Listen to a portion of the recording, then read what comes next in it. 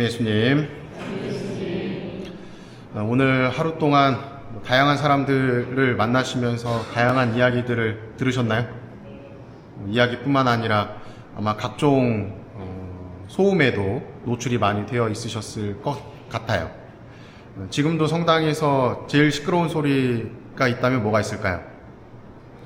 제 목소리? 에어컨 돌아가는 소리. 우리가 인식하지 못한 사이에 우리 주변에는 많은 소리들이 들리고 있죠. 출근할 때도 보면 차에서 튼 에어컨 소리나 차에 달리면서 나는 노면 소리, 또 주변에서 빵빵거리는 소리, 출근하고 나서도 사람들의 대화 소리, 여러 가지 소리에 우리는 노출되어 있습니다. 그러다 보니 어느 순간은 이런 생각들을 하게 되는 것 같아요. 좀 조용히 있고 싶다. 그런 생각에 퇴근하고 집에 딱 와요. 이제 좀 조용해지겠지. 근데 집에 오면 또 어떻죠? 여러분들의 짝꿍들이 또 이러니 저러니 이야기를 할 수도 있고, 아니면 주변에 있는 TV 소리라든지 에어컨 소리, 아니면 밥하는 소리, 세탁기 돌아가는 소리, 아니면 강아지나 고양이가 짖는 소리, 이처럼 우리가 어찌할 수 없이 우리 주변에는 다양한 그런 소리들이 우리를 알게 모르게 괴롭히고 있습니다. 근데 이런 소리뿐만 아니라 소리를 넘어서서 소문들도 우리를 힘들게 하는 것 같아요. 다양한 사람들의 이런 말들이. 그래서 그런 모든 것들을 다 피하는 방법 중에 하나가 우리 신앙 안에서는 피정이라고 하는 것이 있습니다. 일상의 삶을 좀 벗어나서 좀 고요함에 머무는 시간을 가지는 피정이라고 하는 것이 있죠. 피정하러 혹시 가보셨나요? 우리 옆에 마리아의 종에도 피정을 하시는데, 보통 피정의 집이라고 칭하는 곳에 가게 되면 개인 1인실을 갖게 돼요.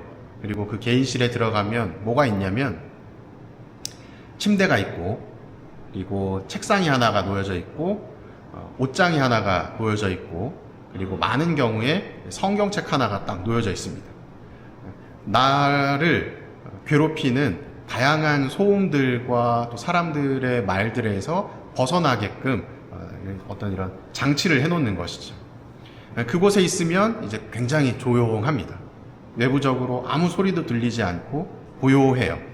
그런데 조금만 시간이 지나다 보면 분명히 고요한데 고요하지 않다는 것을 깨닫게 됩니다. 어디서부터 자꾸 이상한 소리가 들려요. 무슨 소리가 들릴까요?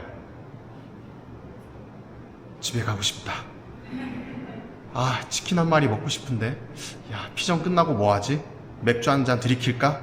하는 어떤 소리, 내 내면에서의 소리가 점차 계속 올라와요.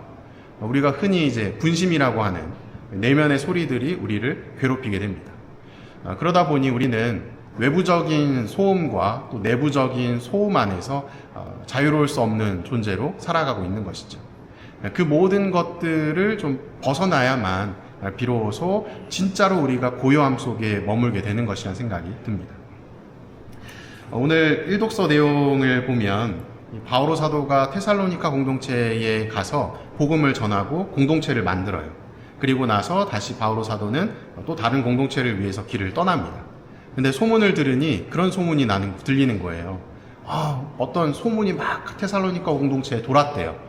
주님의 날이 왔다, 이런 소문이 돌았던 거예요. 그랬더니 사람들이 이제 승천하셨던 예수님께서 다시 재림하셨나?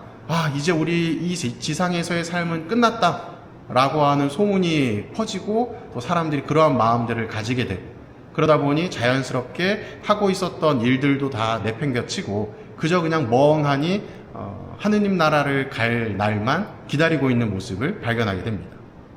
그 모습을 듣고 바오로 사도는 이야기하는 거예요. 그런 헛된 소문에, 거짓 소문에 휘둘리지 말고 하느님의 말씀에, 그리고 하느님의 말씀을 전하는 사도들의 말에 귀를 기울여라. 다른 것에 흔들리지 말아라. 그것은 헛된 소문이고 유혹일 뿐이다 라고 이야기를 합니다. 오늘 복음 내용을 보면 그렇게 겉으로 우리를 괴롭히는 헛소문뿐만 아니라 우리의 내면에서 일어나는 유혹들을 살펴볼 수가 있어요. 마테오복음의 내용인데 율법학자들과 바리사이들이 등장하는데 예수님께서는 그들을 위선자라고 이야기를 합니다. 그리고 왜 위선자라고 이야기하시는가 봤더니 박하와 시라와 소의 양을 11조를 낸대요. 근데 이게 뭐냐면 이 율법은 이 구약의 성문 율법에 농사를 지어서 수확하는 작물들 무엇들 거기에 대한 명확한 규정들이 있어요. 근데 사람들이 이제 시간이 지나면서 그것 외에도 나는 조금 더 할 거야 하면서 율법학자들 사이에서 내려오는 그런 세부 율법 규정들이 정해지게 되는데 그 규정 안에 이러한 부분이 있는 겁니다.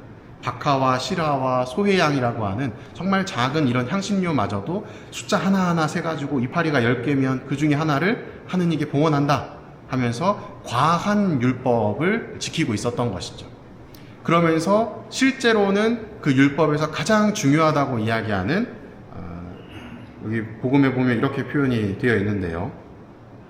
의로움과 자비와 신의라고 하는 율법의 그 근간에 있는 가장 중요한 부분은 행하지 않고 그 겉으로만 보이는 지켜라 지켜라 지켜라 라고 하는 규정에만 얽매이는, 나아가서 하지 않아도 될 법한 것들을 더 과하게 하는 그런 위선적인 모습을 예수님께서 질타하고 계시는 것입니다.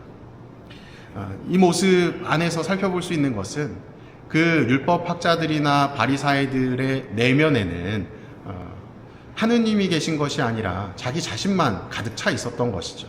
내 욕심의 목소리에 귀를 기울이면서 하루하루를 살고 있었던 것입니다.